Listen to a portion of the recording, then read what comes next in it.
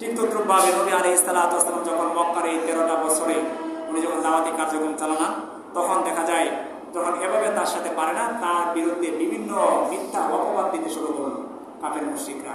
কিরকম মিথ্যা অপবাদ দিতে শুরু করল? আল্লাহ তাআলা সূরা হাক্কার 41 নম্বর এবং 42 নম্বর আয়াতের মধ্যে বলেন, তখন নবীজির ব্যাপারে তারা বলতে শুরু করলো যে মুহাম্মদ হলো কবি, সে তো এগুলো বিভিন্ন কবিতা আবৃত্তি করার মাধ্যমে মানুষকে আকর্ষণ করে। মুহাম্মদ সে হলো গণক, সুতরাং তোমরা তার কাছে যেও না। ঠিক ওই জামানায় একজন জিমাত নামক বড় একজন কবিরাজ ছিল, তার কাছে মানুষ গিয়ে জারফুক নিত এবং সে সুস্থ হয়ে যেত।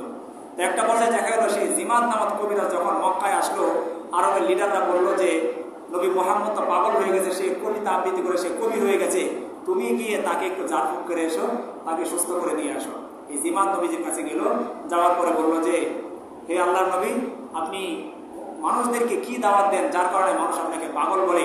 আমি আপনাকে জারফুক করতে এসেছি, আপনাকে জারফুক করার পূর্বে আপনি আমাকে বলুন আপনি কি মানুষদেরকে দাওয়াত দেন, মানুষদেরকে আপনি কি বলেন? নবী আলাইহিস সালাতু ওয়াস সালাম বললেন যে নাহমাদুহু ওয়া নাস্তাঈনুহু ওয়া নাস্তাগফিরুহু, এরকম বাক্য শুরু করলেন এবং বললেন যে লা ইলাহা ইল্লাল্লাহ, আমি এই সমস্ত বাক্যের দাওয়াত দিই, মানুষকে এই কথাটা আমি দাওয়াত দিই যে মানুষ যেন ইসলামের পথে আসে, যার কারণে দেখা যায় মানুষ দুনিয়াতেও সফলতা পাবে, আখিরাতেও সফলতা পাবে।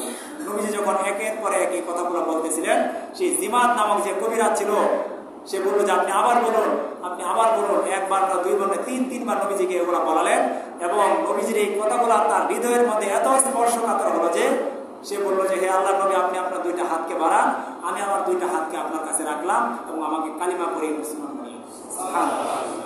যে জিমাত গিয়েছিল নবীজিকে জারফুক করার জন্য, সেই জিমাত নবীজির কাছে হাত রেখে ইসলাম ধর্ম গ্রহণ করে। একের পর এক নবীজির দাওয়াতি কাজে এরকম নবীজিকে বিভ্রান্ত করা হতো, নবীজির ব্যাপারে বিভিন্ন অপবাদ দেওয়া